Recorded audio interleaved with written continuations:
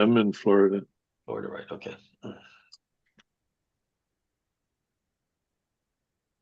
Zoom is coming up with YouTube real quick. It's coming. Let us know when we're live. Florida, right? Okay.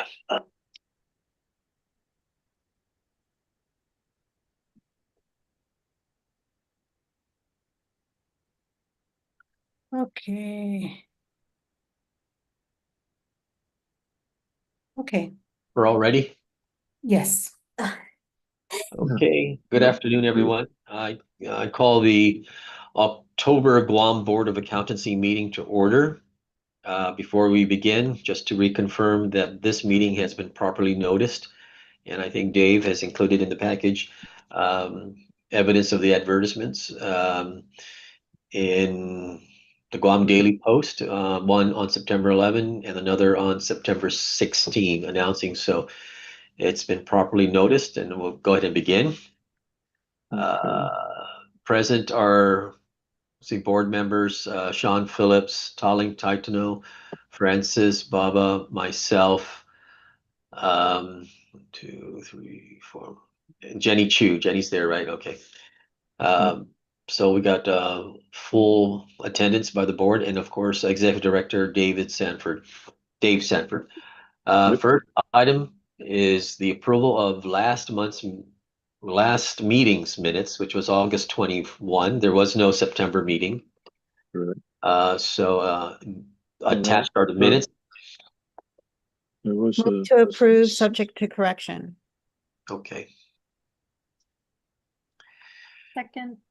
Second by Francis. Thank you, Talling, and thank you, Francis. Next up is what do you want to do, Dave? The Guam Endowment Fund? Yeah, we'll do the endowment fund. Well, it's just a little shot of how much we've earned. The green is the fund balance. The dark line is our contributions for the most part. Which shows you that to date we've got a 6.3 million balance. And of course the market and the fund's still going up and down, but we're up to 6.3 million. When do we have an amount where we can live off the earnings? When we get to about 10 million. 10 million. Okay. And that's the basic goal for most of the endowment funds like this. If you get to 10 million, we can earn 4% a year and still have enough to support our programs. Okay. So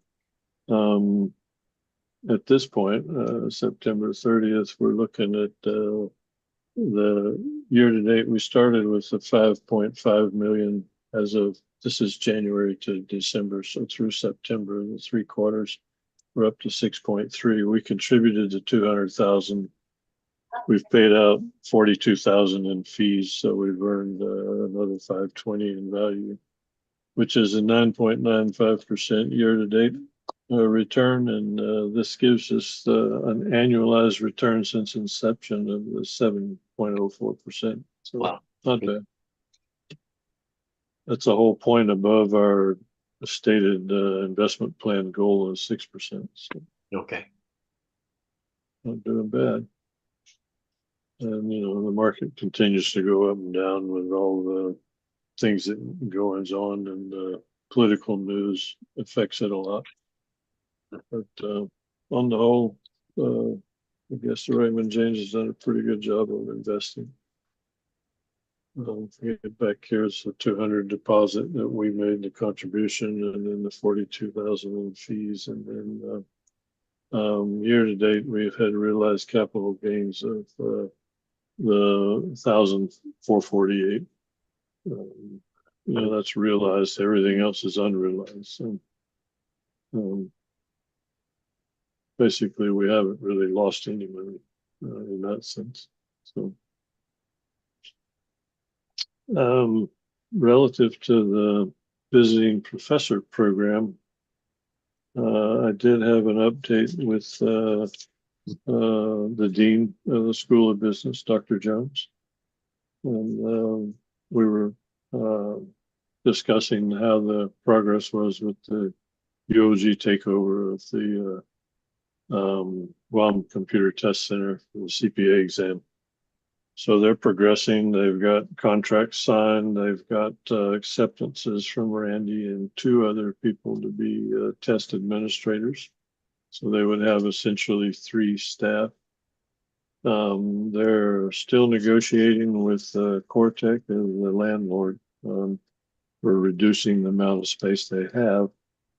And they were a little curious, but right before we had my meeting with Roseanne, Cortec had come back to them with a generous discount offer on the space. So it was going to fit into their budget, which was a good thing. So they're about to get the lease signed. And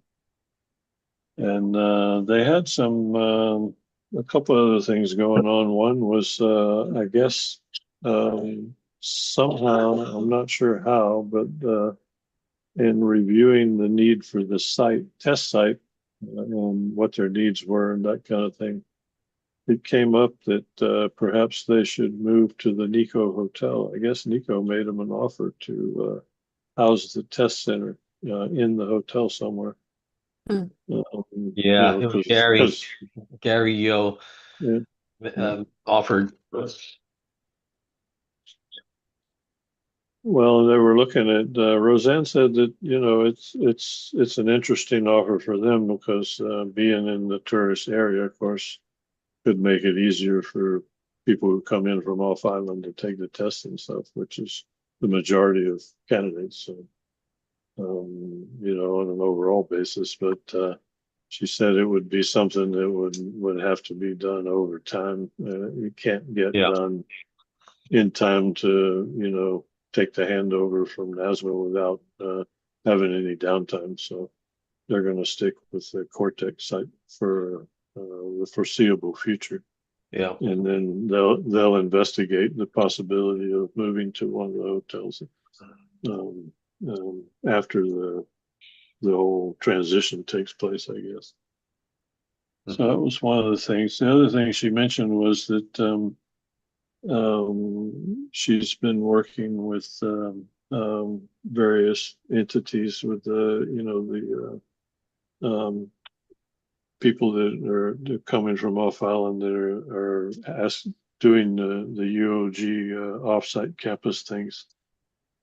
And she also said she found out that there may be some possibility for building test center volume through federal workers because they're beginning to require some of the certification tests for their workers to be promoted to certain levels, especially in terms of the PMP exams, which is project management stuff. They're beginning to require certifications that she may be able to get more federal people in to test.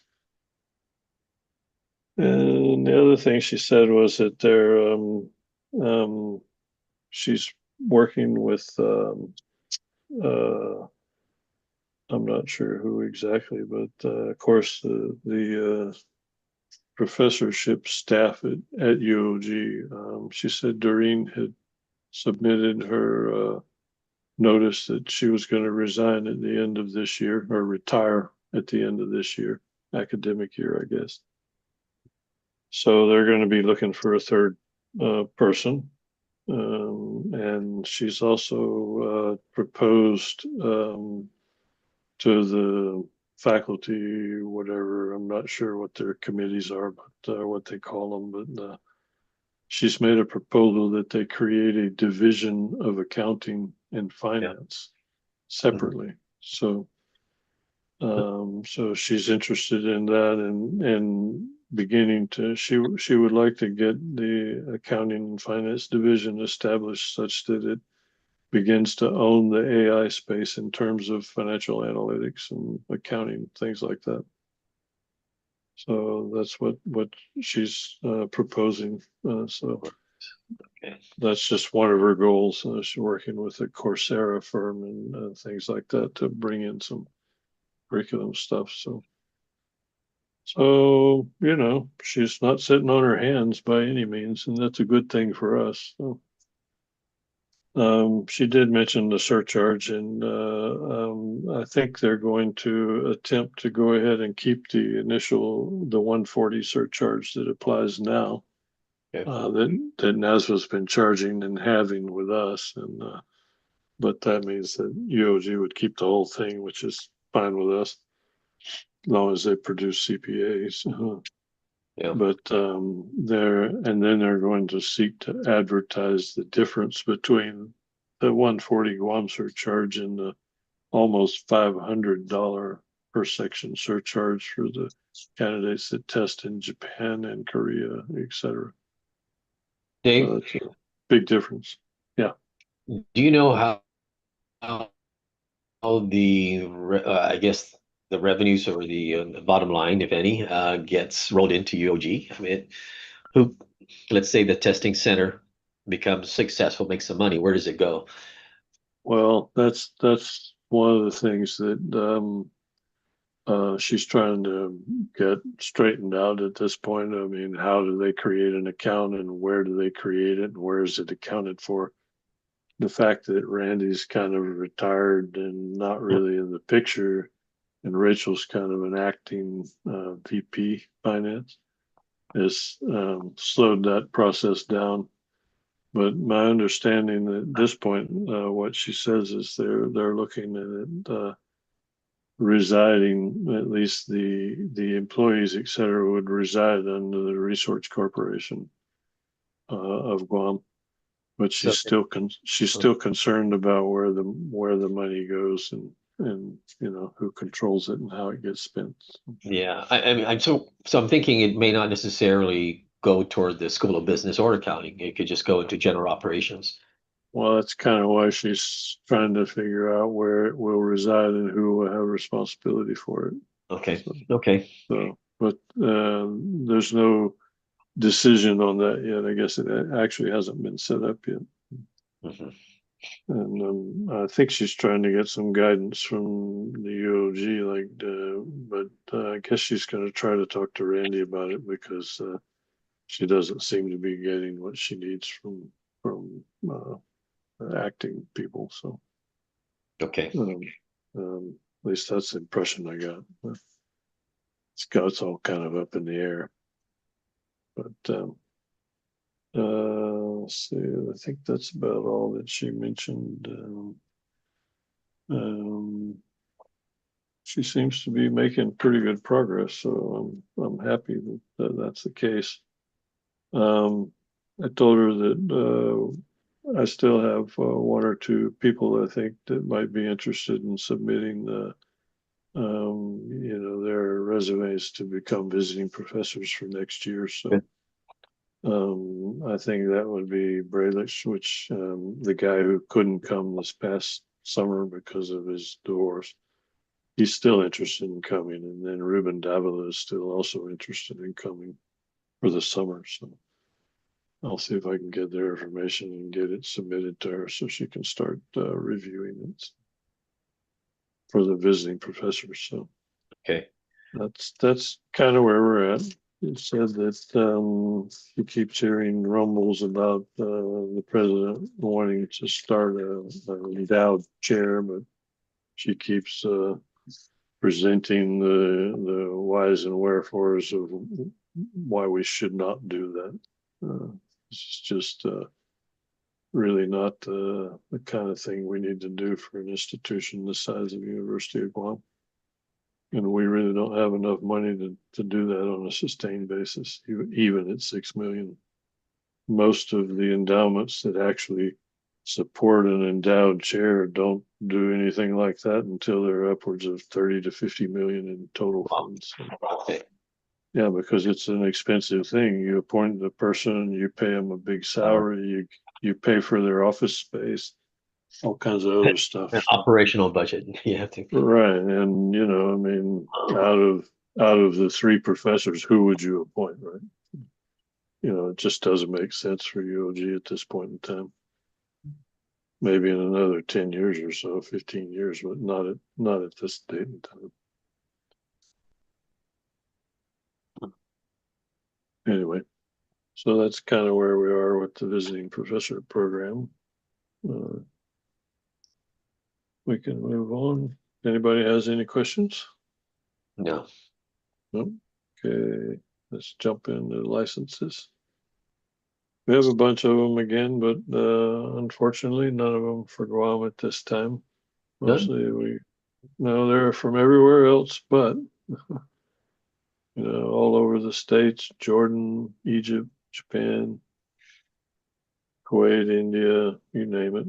But none from Guam or Saipan at this. I thought I saw this three point. of them. Not unless I'm looking at the wrong list. Yeah, Unless I was they looking at the were. one that was sent. Oh, number 7 is one. Am I looking at the right one? Huh? Did I miss? Dave Berger sponsored number 7. No, what? Oh, am I looking at the wrong one then? Sorry. This is the previous one I'm looking at. I got the wrong, opened up the wrong one. Okay. Okay. Which one are you looking at, Sean? What number? I'm looking at the one that was sent by email. Yeah. The earlier September today. 18 that I was. guess that's the. Did I send the wrong one? Maybe I I sent. opened up the wrong one. I don't think I sent the wrong one. No, I opened up the wrong file. But I don't know what, Sean, if you were able to see one. Let me see. This is October 16th. Yeah. Let me see what I sent just to be sure. Now you're making me wonder, John. No, I'm looking at the wrong one actually. I opened up the September file. Because you got two emails, right? One says board sec, the other says Yeah, Yeah. it's the September 18th. So this is from last month, I guess. Right. Okay. Yeah, I should look at the one that's dated October 16, 9:24 a.m. from the executive director. Yeah. Okay. Okay. So I did send the right one then. Right. Yeah. Okay. Oh, then I was looking at the wrong one. I just need to reconfirm that the dates when Okay. the meeting was properly noticed. Yeah. September, that's way too early. Yeah, but you're right. I saw the notices anyway. It was October the October 9th, 14th and the 9th and the 14th. 14th, yes. October 9th, October 14th, the meeting was noticed. Yeah. So it's in the recordings. Mhm. Okay, yeah. So there's 58 licensees, but none from Guam this time. Japan, Taiwan, Singapore, UK, just everywhere. We still get a lot of people are recommended to us through the NASBA. They go through NASBA for their evaluations, and especially the foreign candidates. They ask for where's the best place to get licensed from a foreign standpoint, and it's usually recommended. NASBA recommends us.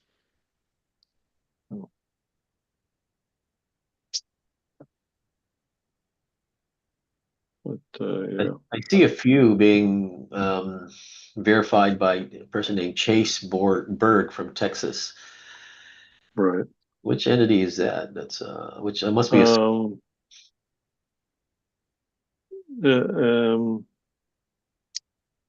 typically somebody like that. I'm there. You're looking at it's probably somebody because they're in India. yeah, India. It's probably one of the people that works through the NASBA verification service. And they're recommended. That he does. Yeah, they need a US CPA, right? So this is a person that actually talks to them on the phone, goes through all their experience, background, stuff like that. And that usually goes through NASBA. Okay, because I saw that name in the September file when I was looking at it. Right. It's the same, but if you notice here, they're all Deloitte people. So, and they're all Deloitte India people. So he's probably working through the NASBA service. Yeah. Makes sense. Okay. Usually if you see the same person, the same with the Varan Jane, like number 13 and number 16. he would be the same thing because he's licensed in Colorado, but he probably is in India. Yeah, I see it. Okay. Yeah. So when you see that, usually it's somebody who's working through the NASBIS service to do the experience verification. Okay. So if no, it says there's no issues, right? Everything looks as submitted No. for approval. Yeah. No Move to issues. approve. Okay, Thank you, that's Colleen. Can I hear a second? 58, Second, Thank you, Sean. 58, It's 58 58. So new applications licensees. for initial certification licenses to practice have been approved. Okay. Okay. Okay, so then we can move on to the general discussion. So the first thing I wanted to just bring up this just for information. This is NASBA relaunches the CPAmobility.org site. They had up a long time ago about it's all about mobility and where you can go and what the requirements are. So they've modernized it and rebuilt it in terms of some of the latest legislation that's been passed. So basically, it's just designed to be a modernized resource that helps the CPAs determine where and how they can practice across state lines. Practice privilege with mobility allows CPAs in good standing to serve in other states without obtaining a second license. So, it's the same mobility thing. It's just they've just updated the website for the latest statutory changes in different areas. It makes it easier for anybody who has an active CPA license to find out what you have to do if you want to go do some work in another state. But it's basically relative to individual mobility, more so than firms. Okay. So that's just for the information purposes. The next thing is the exposure draft for the CPE standards. So NASBA and AICPA released the exposure draft, and it's out for comment until the middle of December, I think, about that.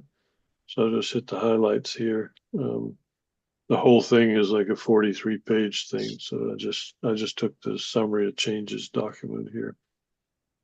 And the main changes, this is all just background. But they've reorganized in sections and they've divided it into 7 principles, and they're trying to expand on the principles-based approach, which, they're going more for, we keep hearing principles versus rules, right? So, yeah, so these are just the changes they made in the introduction and preamble. They combined it into an introduction, and all the concepts, essentially most of the concepts have been retained. Anything that meant anything.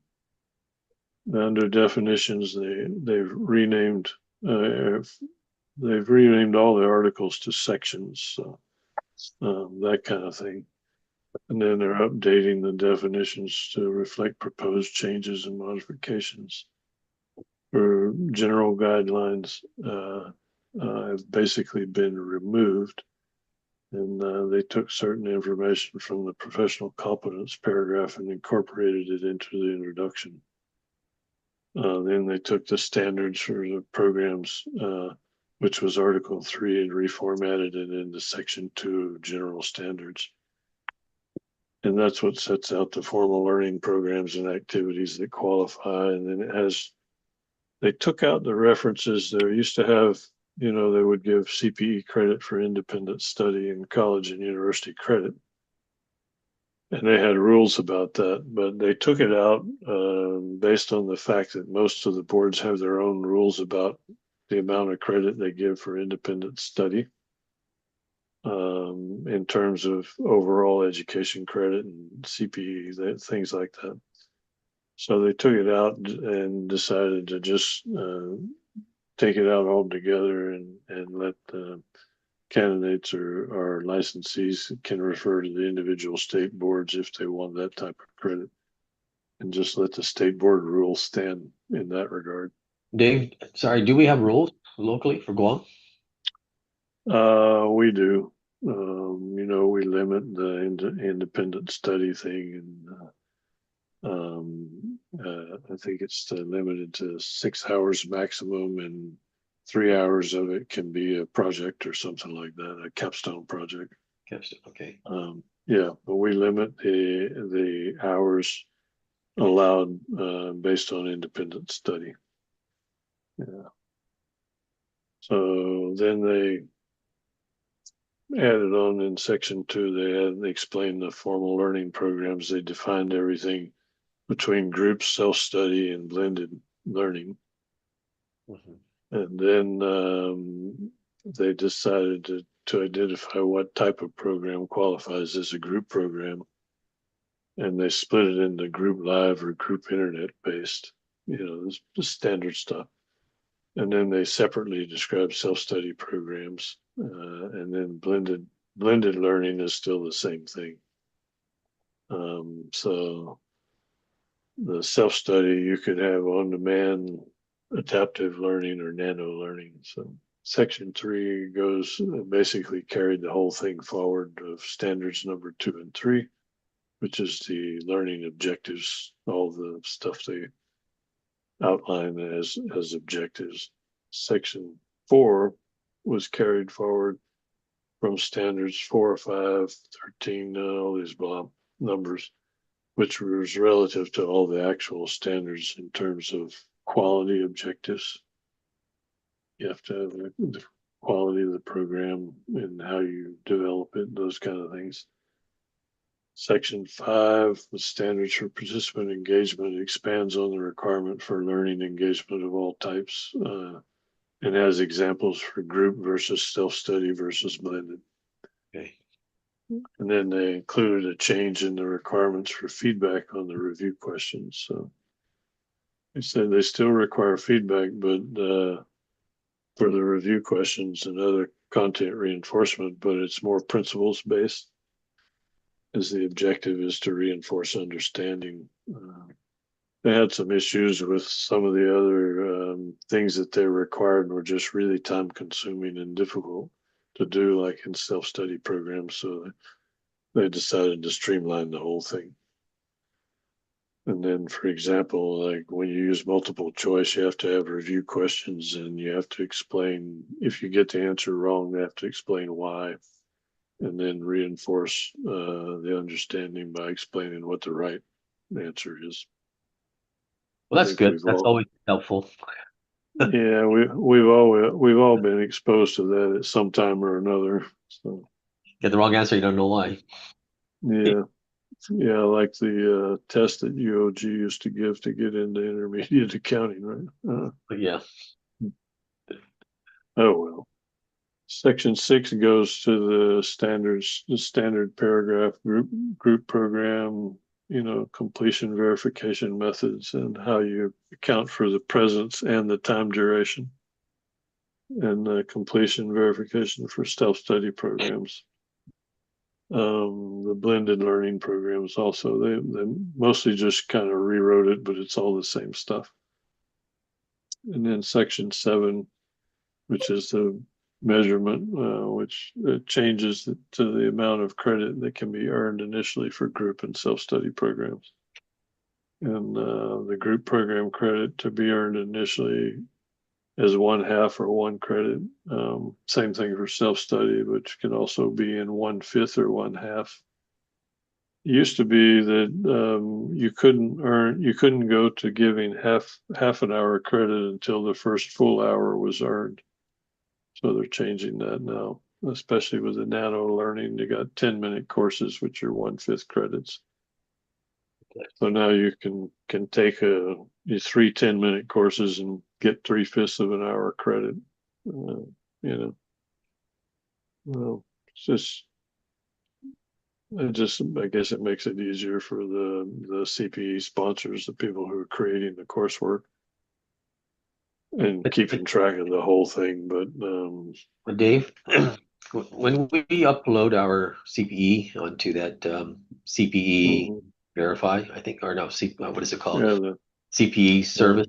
Yeah, CPE audit thing. Looks like they're only factoring into the nearest hour, right? That's what it seems like. I mean, I would put in something that says 1.3, then I only end up getting one when it's in terms of calculating whether I meet the Well, that's true. You can put in the 1.3, but then there's a rounding.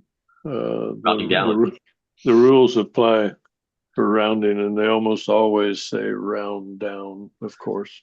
Yeah. So they got to fix this nano credit. You can be doing all kinds of stuff. You enter it one time and then it just rounds down to zero. So if you're going to do Yeah, these nano credits, lump them all together if you can somehow. And well, otherwise, that's typically what even the new Florida program that when I talked to Roger, who's the executive director, because I have to report for Florida, and that's what he said. Look, if you've got a bunch of AICPA courses and they're all this, and you just put one line on there that says AICPA, get the sponsor number, put for the description, put various, and put the total hours and the okay. dates. Okay. That makes sense because I So, ended up having useless credits. yeah, yeah, that's what he said. Just total them all up, put it on one line, put various, and so, so we'll see. But I think they're going to have to. Well, they're in the process. They've been continually revamping the CPE audit program to keep track of everything. Okay. They found a few things they weren't doing right and stuff like that. So one of which is what you're talking about. So I think they're aware of going to be fixing it. So the other thing in 7 was the measurement methodology for on-demand self-study and adaptive learning. They're trying to combine with specific call out for differences in sample size. It's all about measuring how much time they should give you for credit. Mhm. So they're now permitting the use of participant actual completion time for adaptive learning if the platform or technology can track the individual participant completion time. So, if you are in an adaptive learning CPE program and the thing keeps track of all the time you spend online, you may get more credit than for being slow than somebody else that's faster. But, all is relative, I guess. So I don't know how that's going to play out in the comments. We'll see. It seems like a little bit of a difficult issue to manage, if you ask me, but we'll see. Then they carried forward the CPE credit determination methodologies for nano learning and blended learning. So they give measurement guidance for instructors and speakers, authors, and reviewers, which basically, if you're an instructor, you can get credit for the course twice, and that's it. After you teach it 2 times, you get no more credit for teaching it. And if you're the author, you get so much credit based on how long it is and that kind of stuff. And same thing for the reviewer gets credit also if you're a course reviewer. And essentially approving courses once they've been created. And then section 8 is the participant communication requirements and guidance, and 9 is the certificate of completion and all the requirements for documenting, who, what, and where, when, why, that kind of thing. So that's the bottom line of the changes. And there's so far no specific date for an effective date. But the comment period ends in December, so I would imagine it'll be sometime in the March timeframe. We would hear about it at the executive directors meeting and legal counsel meeting, and then it'll probably be up for final discussion or publication in the June meeting next year in the regional meetings. They'd probably have discussion about it at the regional meetings next June before anything actually gets enacted. So it's about a year away. But honestly, I don't think it'll make a whole lot of difference to anybody who's currently in need of taking CPE. It'll just be some changes here and there that you just have to deal with. I don't think it'll make a whole lot of difference otherwise. Okay. I mean, I didn't see anything really substantially changing. Other than, they're just basically changing to meet the current conditions with the nano learning and things like that. Guess there are a lot more people taking the 10-minute courses and things. Anybody have any questions about it? No. Okay, that's about all I had for the CPE stuff. We'll move on to the financials. Yep. This is estimated because NASBA didn't come up with the final September numbers for the exam applications or the test center fees yet. So I'm still waiting on that information. But I estimated it, and so it's probably accurate within, plus or minus a couple $1,000. So far, my estimates have been pretty reasonable. I just do a projected, number based on the history. It's like a forecast, a linear forecast thing. So, and it always falls within reason. So, and then we switched all of our accounting from QuickBooks Desktop to QuickBooks Online. We were forced to do because the desktop reached the, total number of names we could input. And we found out that the online version is quite a bit different than the desktop version. Wow. So we're trying to correct some of the anomalies after we migrated our data for some things that kind of fell out there. We're like, well, okay, we need to make some configuration changes and stuff. But this is pretty accurate, I think, a couple thousand with the estimates. So, but we did hit over 900,000, so we're up 3.5% in total revenues. And our licensees, I'm honestly, I have to say, I'm kind of pleasantly surprised. I guess I was kind of hoping, but didn't know for sure how the applications would hold up because of the exam changes. But we still managed to grow our exam application fees by 20,000. So that's about 8%, 7% or so, and 7-8%. And the test center fees, of course, are dying out. So, and then the certification fees also held up, and I was happy to see that. I thought that might fall a little bit based on the economy and everything else that's going on.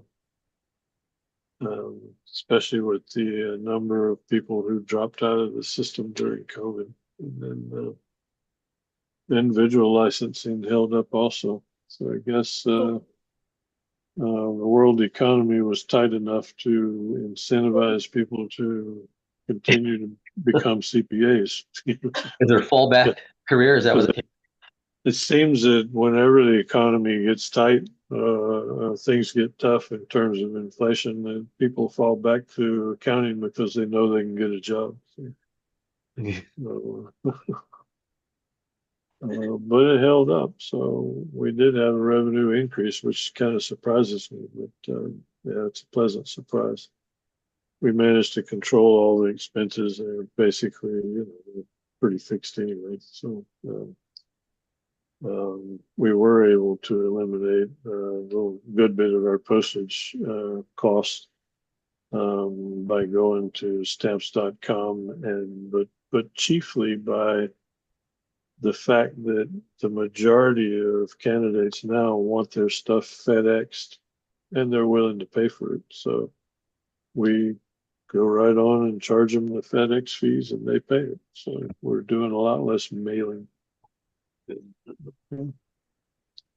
So we wound up with the 300,000 in excess revenues for the fiscal year 2025, which means we could easily make a $300,000 contribution next year. We just need to be sure we have the appropriated approval to do that. I don't see any issues with it, and at this point, I'm thinking that the way things are going, we should do as well as we did this year, next year, unless some catastrophic event takes place. I don't see any reason. The AICPA talks about implementing their new test drivers, and that was targeted for 2026, but I think they've waylaid it until 2027. So the way I see FY26 is going to be basically business as usual, and it should pick up because the testing of the disciplines will probably pick up as we go along. It's continually increasing, although it's slow. But people are beginning to warm to the other disciplines besides, the basic reporting and, financial reporting. The SOC and the tax section is done pretty good. So they're on the whole working. I don't have a chart for this month because I don't have the final data for September. What we had was last month through August, so I'll probably get it next week. So, and when I do, I'll revise this to be whatever the actual was, and then that's what will get posted, and I'll send everybody a copy of it. That's where we're at. Anybody have any questions?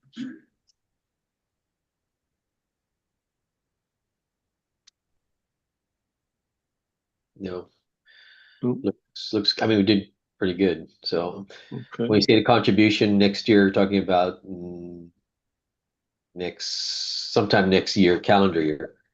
Yeah. Well, next fiscal year. Fiscal we're year. already in next fiscal year. Yeah, that's what I'm wondering. 20 for 26. Yeah.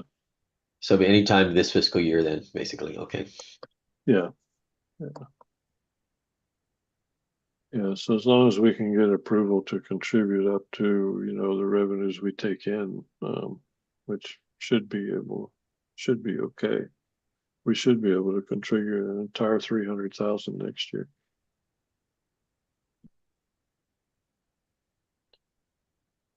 And if we did, we'd still have $1 million in the bank over here. So yeah, which means I basically would like to contribute a little more if we can. So we can get that approval, then that's where we'll go.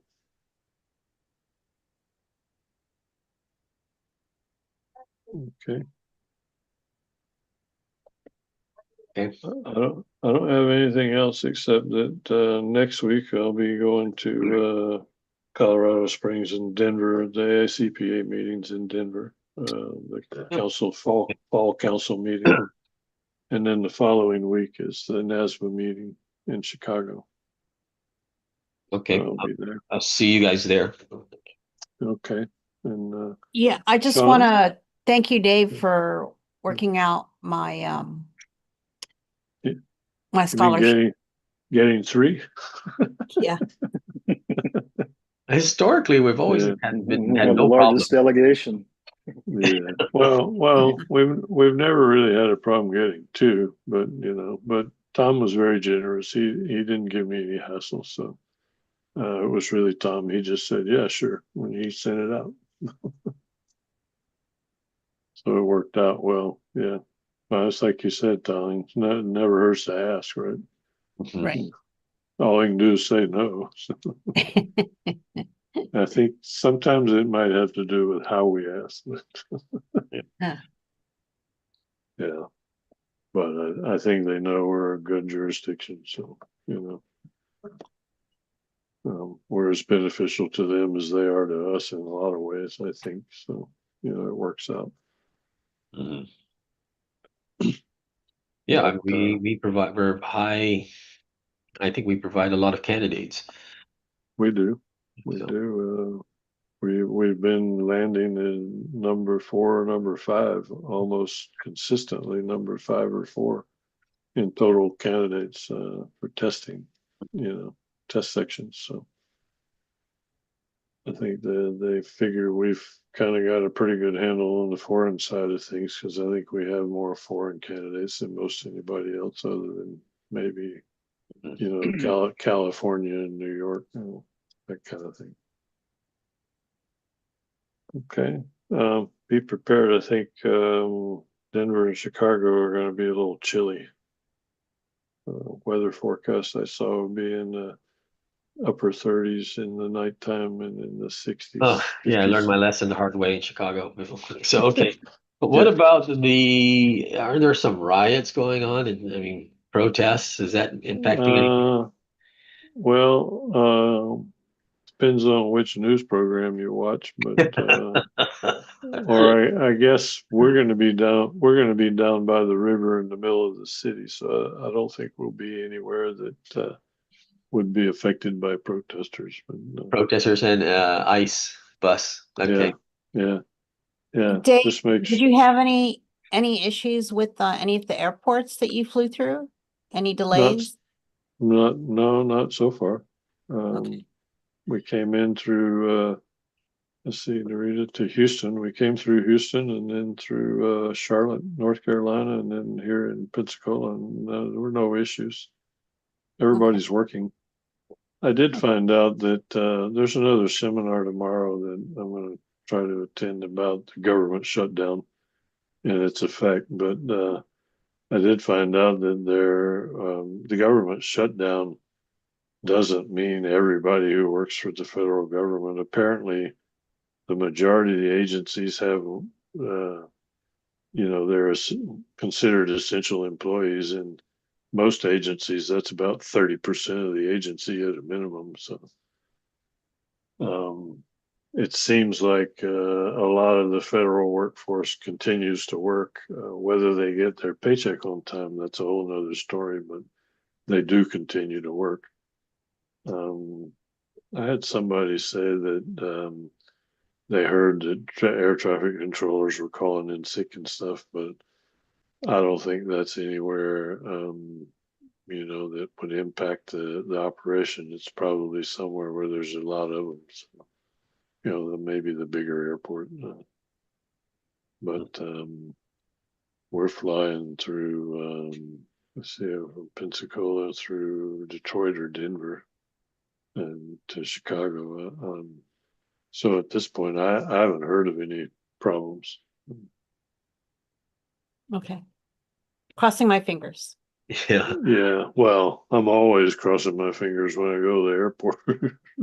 Yeah. But Okay. so far, no problems. Move to Okay. adjourn? No. Okay. Can I hear a second?